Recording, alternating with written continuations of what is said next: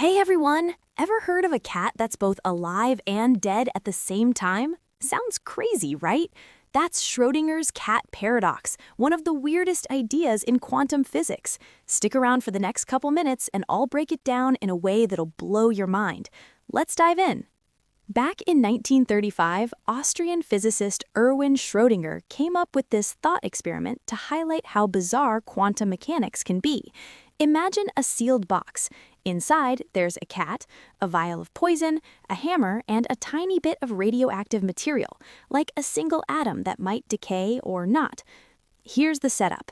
If the atom decays, it triggers a Geiger counter, which makes the hammer smash the vial, releasing the poison, and bye-bye kitty. But if the atom doesn't decay, the cat stays happily alive. The catch? In quantum mechanics, that atom is in a superposition. It's both decayed and not decayed until we measure it. So, according to quantum rules, until someone opens the box and looks, the entire system, atom, hammer, poison, and cat, is in superposition. That means the cat is simultaneously alive and dead. Mind-bending, huh? Schrödinger meant this as a joke to show how quantum weirdness doesn't make sense in our everyday world. It's like flipping a coin that's both heads and tails until you look, but in reality, cats aren't zombies. Observation collapses the superposition into one outcome. This paradox sparked huge debates about what quantum measurement really means.